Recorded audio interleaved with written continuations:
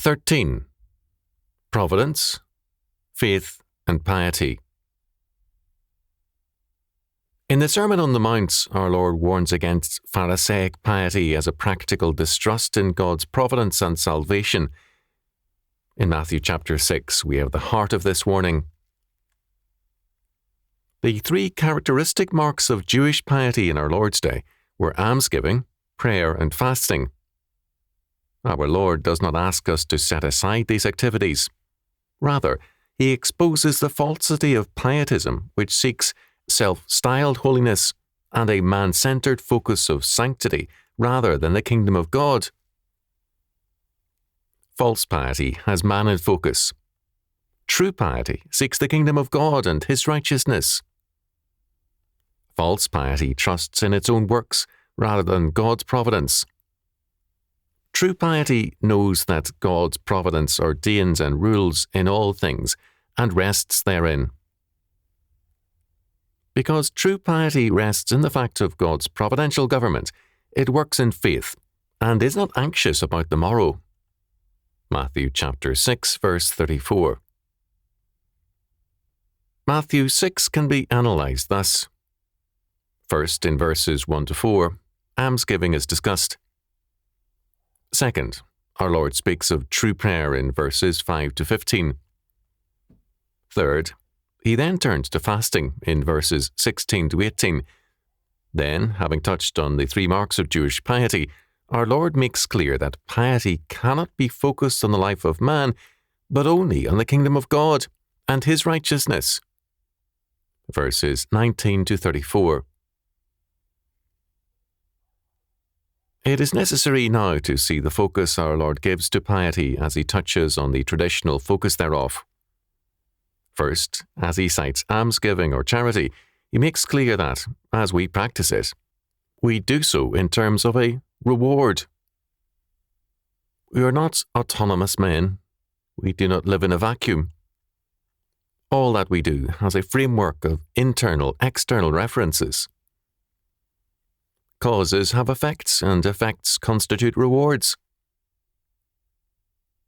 If the cause of our charity is a desire for self-righteousness, self-improvement, or social betterment, then our reward is in the approval of men. We then, quote-unquote, trumpet our work in order to gain the rewards of publicity and public approval. If, however, our cause is God's grace and law, then the effect is the practice of stewardship and charity with a view to furthering God's kingdom. Then we take to heart Paul's words to Timothy. Study to show thyself approved unto God, a workman that needeth not to be ashamed, rightly dividing the word of truth. 2 Timothy chapter 2, verse 15. It falsifies Scripture to limit rightly dividing or tautomeo to teaching Scripture faithfully. The word means to cut straight, and it is used in the Septuagint in Proverbs chapter 3 verse 6 and chapter 11 verse 5 for directing one's path or way of life in conformity to the Lord. When our charity is in terms of God's kingdom and word, we do it, not to be seen of men, but unto the Lord, who sees what is secret from men and rewards us openly.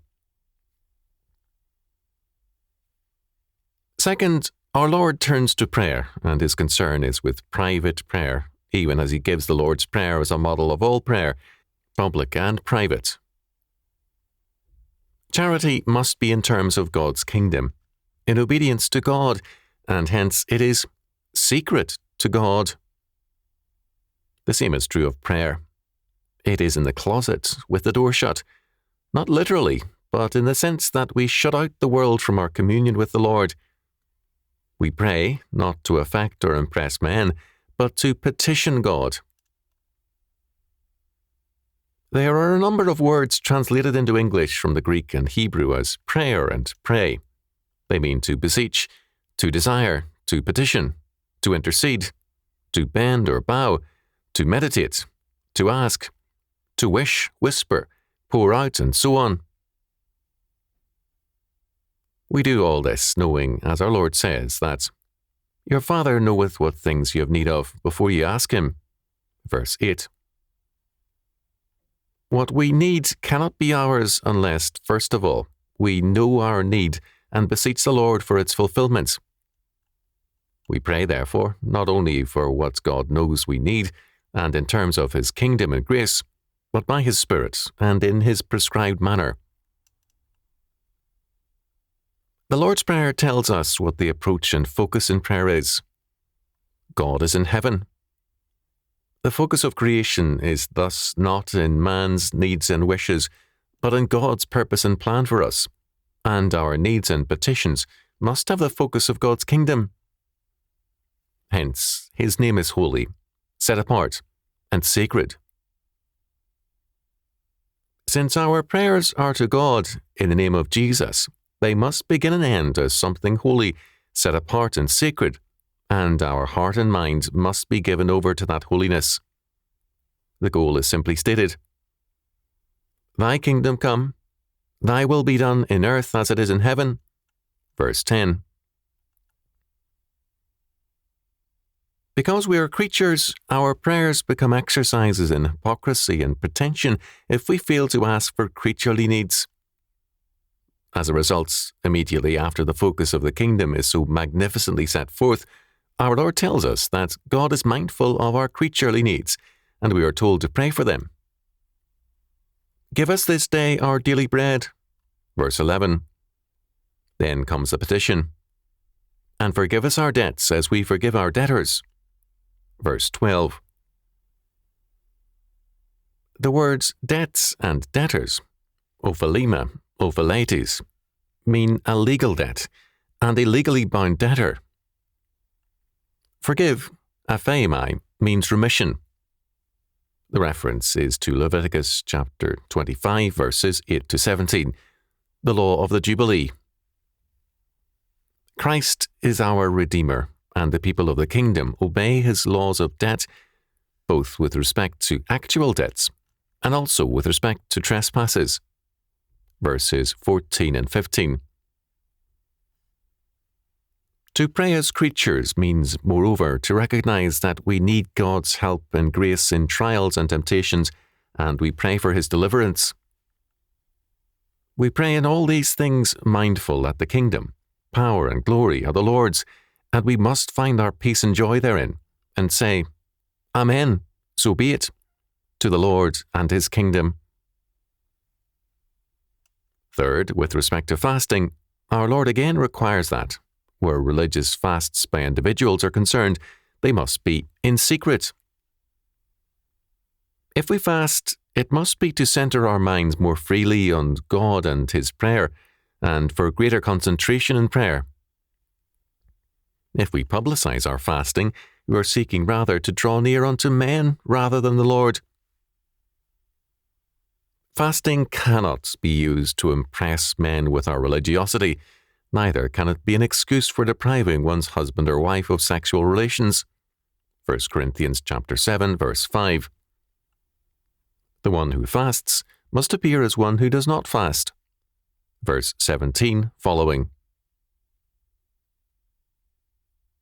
In brief, the acts of piety are to be as private as the sexual relationship of husband and wife, or their purely personal conversations and discussions.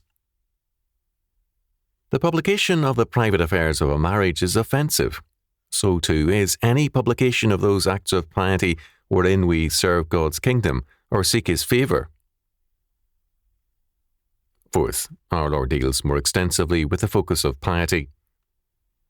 Where our treasure or value is, there too is our heart. Verses 19 to 21. An evil heart will treasure false values, and its whole life will be geared to evil. Verses 22 and 23. No man can serve two masters or two gods. Verse 24. Hence, the necessity for an unreserved faith in God, our Creator and Redeemer. Anxiety must be replaced by trust. God's providential care of his creation is total and covers the birds and also the flowers of the field. It does not therefore bypass man, who is created in his image. God's providence is total, verses 25 to 32. We should therefore seek the kingdom of God and his righteousness,